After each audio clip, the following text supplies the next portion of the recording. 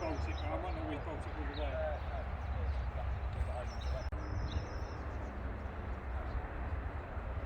Peloton, got to move! Côté, up!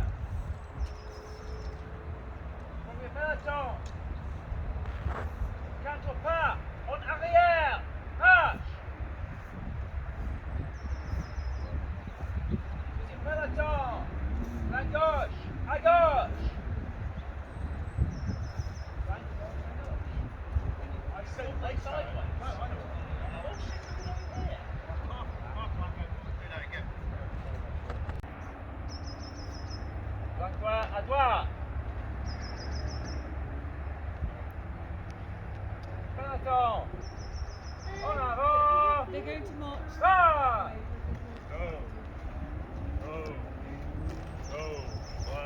La file à gauche. Marche.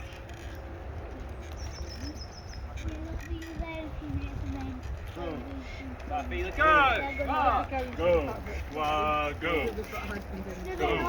All right, we're turning around. Marche. Turning to the just otherwise. En avant. Marche. Go, go. Marche.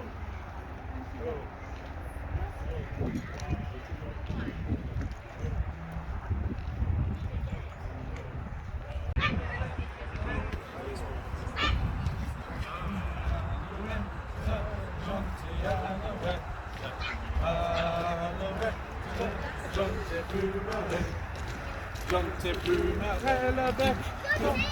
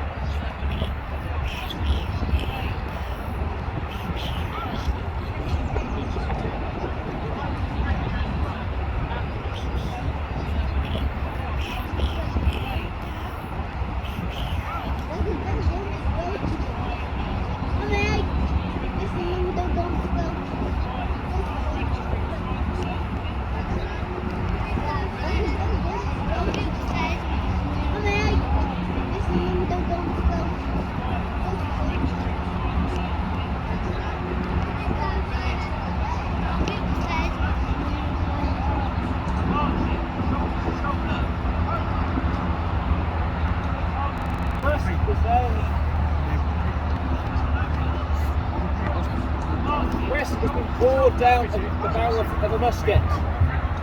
After this, a lead ball would then be rammed in afterwards. And then they're pouring the rest down the musket. Here we have the ramrod. It was now comes the important one, to yeah? pat the powder down at the bottom of the musket to ensure it's fired effectively. Yeah? Because again, they want to compress the gunpowder. Excuse me, what? Their guns are pointing at us. They might be doing later on, but there's no bullets in there. You'll be Just fine. as a cut, right, And there are they'll no aim bullets upwards. in these guns. Now they're current loading by the manoeuvres. In battle, they would be doing this far more rapidly. But this is how you'd be trained. Here they go. Ready?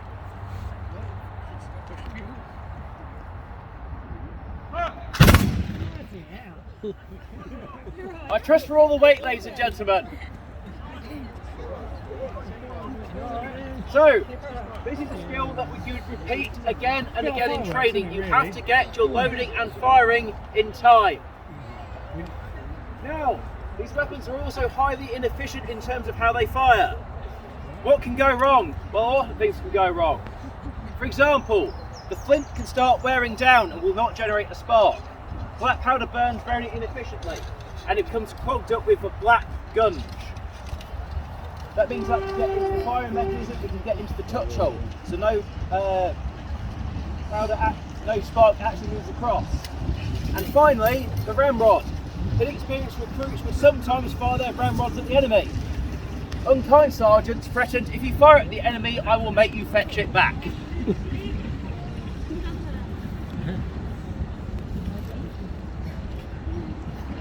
Was it? No? There you go. Now, what is this firing is a round lead ball. When this hits you, this is not like a modern steel jacketed bullet. It will not remain whole, it will flatten upon impact, creating a wider surface area. As it moves through you, it might split into multiple pieces as it hits bone. If shot at close range, you'll get a neat hole about that size. Your back will have an exit wound about that size. These are basically Dunker bullets that have been fired. These are incredibly unpleasant. And then the rest of the army, the rest of the unit above. Sadly, very commonly, and happened in both British. You can also notice how closely the men are standing at this moment in time. Sounds a bit harsh. There we go. What you cannot see, ladies and gentlemen, is that out of the front of these are coming a jet of flame about 6 foot long. The reason you have to be so close is because if you are too far away from the man in front of you, you will burn his ears off. Napoleon lost it. Although, if you really want to know history, you know the actual army was made up of about 15%. Now, flying tactics were used throughout the Napoleonic Wars by every army who fought. The British used them, the Austrians used them, the Russians used them. However, this is also an era in which light infantry tactic is coming to the fore. Rather than fighting in lines, troops would frequently deploy into looser formations. A line is very hard to manoeuvre through woodland, through trees, through buildings, through rough ground. Light infantrymen here are deploying into skirmish order. They're deploying in loose order in pairs. The point of this is that they can then move between obstacles and climb them. They can use cover. One of the really fascinating things when you look at, so Napoleon relied heavily on his artillery to do work. They won a lot of the battles. But they also had cavalry. The point of the skirmish order is that they work in pairs. Any one time, one man will be loaded.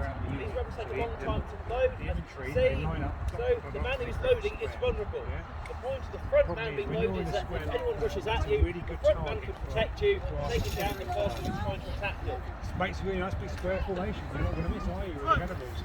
So what Napoleon would do against the British is he would sending the cavalry. So the skirmishers advance forward at the start of the battle. What they would like to do is hit enemy officers, enemy NCOs, indeed anyone who thought he knew what he was doing would be shot by the skirmishers. The aim is to break down the command system and cohesion of the enemy army.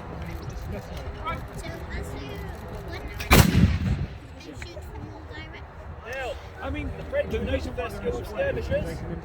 However, other nations developed these tactics as well. In a square against if I'm on my own, units like the 95th Rifles become important in the development of skirmishing tactics. For anyone who's watched or read the works of Bernard Cornwell's Sharp series, it focuses on the use of the rifle. Now, the French used the musket throughout the entire Napoleonic Wars. They never adopted a rifle. Rifle, for those who are not aware, imparts a spin in the barrel, means that the bullet can go further. A musket can kill at 100 yards, a rifle is about 300. Have you heard of Sharp? However, a rifle would take about a minute to load properly. In a way, the French army preferred rapid, short-range firepower to long, slow loads but distance killing. They viewed it as the best use of their tactics, that's why they've never adopted the rifle. And in truth, Britain only adopted rifles for a handful of units. Most continue to use smoothbore muskets for that very same reason, the rapidity of the fire. Might be the gunpowder's falling out. Yeah, no.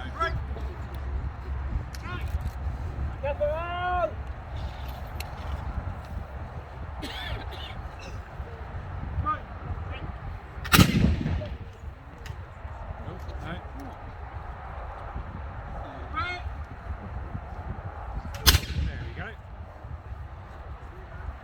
Troops here are currently retiring. This is what would happen if in the face of an enemy attack.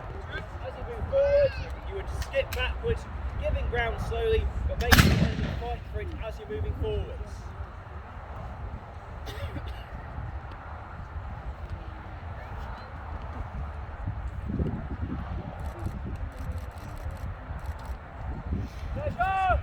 See, the thing is,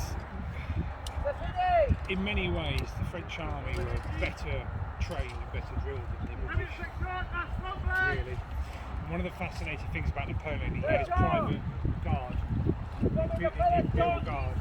In most battles, he would only commit imperial guard. Now, ladies and gentlemen, what we have before you are two broadly different types of troops. On the right-hand side, we have the men of the Deuxième Léger, the second light infantry. The light infantry were regarded as an elite because they use the specialised light infantry tactics, which I've just been demonstrating. On the left-hand side, I think they're just going to continue looking pretty. two obvious uniform differences: light infantry wear blue trousers, line infantry wear white trousers. Also, line infantry have white plastrons rather than blue. It's in difference in colours. Now, this is made up of multiple units, the 21st line, the 45th line and the 85th line. Now, the question the French army often had was, are the light infantry really that elite, or do they just have a swanky uniform and give themselves airs and graces? From the sappers, which is the guy with the apron, they were really like 6'4", huge, stocky built men, or beasts of men.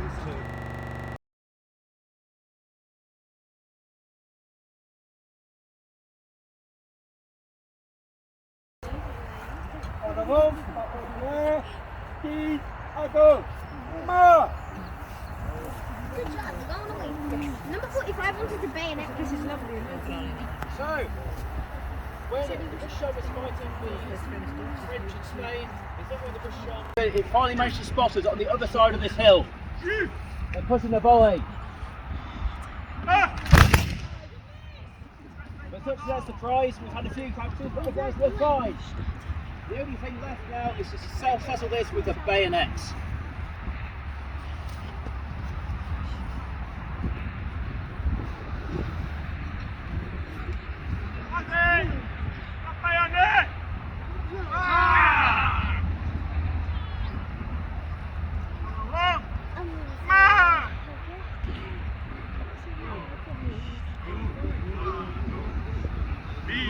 Once you hear the drums, we'll shout up. And the shouts of Vive l'Empereur. We're going to hold our fire to the last moment. Make ready! Present! Fire! Hi.